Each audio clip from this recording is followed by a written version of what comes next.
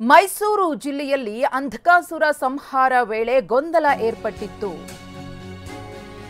ಜನವರಿ 4ರಂದು ನಂಜನಗೂಡು ಬಂದ್ಗೆ ಕರೆಯನ್ನ ಕೊಡಲಾಗಿದೆ. ಇದೀಗ ಮೈಸೂರಿನ ನಂಜನಗೂಡಿನಲ್ಲಿ ಆದಂತಹ ಗೊಂದಲಕ್ಕೆ ಸಂಬಂಧಪಟ್ಟಂತೆ ಸಾಕಷ್ಟು ಆಕ್ರೋಶ ವ್ಯಕ್ತವಾಗಿತ್ತು, ಪ್ರತಿಭಟನೆಗಳು ನಡೆದಿತ್ತು. ಇದೀಗ ಜನವರಿ 4ರಂದು ನಂಜನಗೂಡು ಬಂದ್ಗೆ ಕರೆಯನ್ನ ನೀಡಲಾಗಿದೆ. ಅಂಧಕಾಸುರ ಸಂಹಾರ ವೇಳೆ ನೀರೆರಚಿದ ಪ್ರಕರಣ ಸಾಕಷ್ಟು ಸ್ವರೂಪವನ್ನ ಪಡ್ಕೊಂಡಿತ್ತು. ಭಕ್ತಾದಿಗಳು ಆಕ್ರೋಶವನ್ನ ಹೊರಹಾಕಿದ್ರು, ಪ್ರತಿಭಟನೆಯನ್ನ ಮಾಡಿದ್ರು. ಅಲ್ಲಿನ ಹಿರಿಯ ಅರ್ಚಕರು ಕಣ್ಣೀರನ್ನ ಹಾಕಿದ್ರು.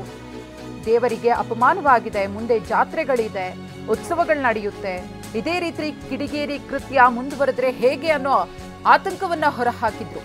ಈ ಎಲ್ಲಾ ಬೆಳವಣಿಗೆಗಳ ಬೆನ್ನಲ್ಲೇ ಇದೀಗ ಜನವರಿ 4ರಂದು ನಂಜನಗೂಡು ಬಂದ್ಗೆ ಕರೆಯನ್ನ ಕೊಡಲಾಗಿದೆ.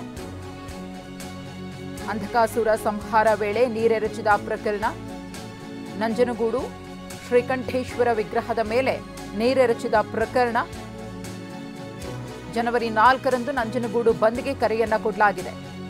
ಈ ನಿಟ್ಟಿನಲ್ಲಿ ಸಹಿಯನ್ನ ಕೂಡ ಸಂಗ್ರಹ ಮಾಡಲಾಗಿತ್ತು. ಭಕ್ತಾದಿಗಳು ಆಕ್ರೋಶವನ್ನ ಹೊರಹಾಕಿದ್ರು.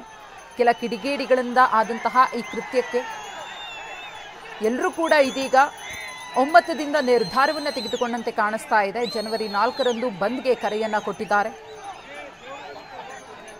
ನಂಜನಗೂಡಿನಲ್ಲಿ ಆದಂತಹ ಈ ಒಂದು ಘಟನೆ ಅಲ್ಲಿನ ಭಕ್ತಾದಿಗಳಿಗೆ ಮತ್ತು ನಂಜುಂಡೇಶ್ವರನನ್ನ ನಂಬಿಕೊಂಡು ಬರುವಂತಹ ಭಕ್ತಾದಿಗಳ ಭಾವನೆಗೆ ಧಕ್ಕೆಯನ್ನ ಉಂಟು ಮಾಡಿತ್ತು. ಹಿರಿಯ ಅರ್ಚಕರೊಬ್ಬರು ಕಣ್ಣೀರನ್ನ ಹಾಕಿದ್ರು.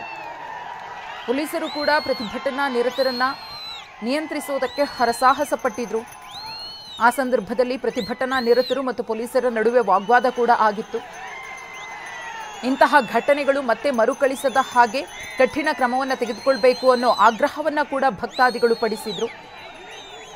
ಇದೀಗ ಎಲ್ಲೋ ಒಂದು ಕಡೆ ಈ ಪ್ರಕರಣಕ್ಕೆ ಸಂಬಂಧಪಟ್ಟಂತೆ ಭಕ್ತಾದಿಗಳು ಮತ್ತು ದೇವಸ್ಥಾನದ ಆಡಳಿತ ಮಂಡಳಿ ನಿರೀಕ್ಷೆ ಮಾಡಿದಂತಹ ಕ್ರಮ ಆಗಿಲ್ವಾ ಅನ್ನೋ ಪ್ರಶ್ನೆ ಮೂಡ್ತಾ ಇದೆ. ಯಾಕಂದ್ರೆ ಬಂದ್ಗೆ ಕರೆಯನ್ನ ಕೊಟ್ಟಿರೋದ್ರಿಂದ ಜನವರಿ 4ರಂದು ನಂಜನಗೂಡು ಬಂದ್ಗೆ ಕರೆಯನ್ನ ಕೊಡಲಾಗಿದೆ.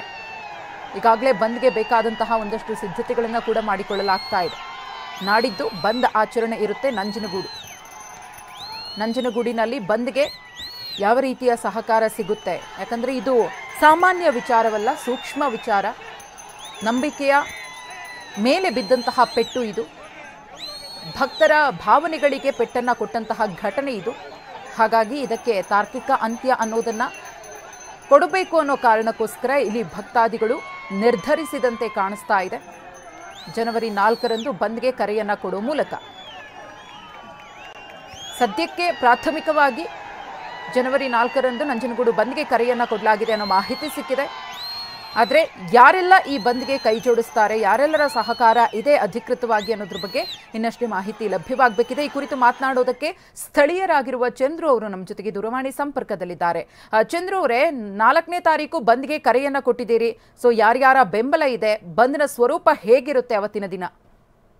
ಮೇಡಮ್, ಬಂದಿಗೆ ಯಾರ್ಯಾರು ಪ್ರೆಸೆಂಟ್ ಅಂತ ಮೇಡಮ್, ಇಡೀ ಕರ್ನಾಟಕದಲ್ಲಿರ್ತಂತ ಎಲ್ಲ ನಂಜುಂಡೇಶ್ವರನ ಭಕ್ತರ ಭಾವನೆಗೆ ಧಕ್ಕೆ ಆಗಿದೆ ಮೇಡಮ್. ಹೌದು, ಇದನ್ನ ದಕ್ಷಿಣ ಕಾಶಿ ನಂಜನಗೂಡು ಅಂತಾನೆ ಕರೆಯುವಂತದ್ದು ಮೇಡಮ್. ದಕ್ಷಿಣ ಕಾಶಿ ಅಂತಲೇ ಕರೆಯುವಂತದ್ದು.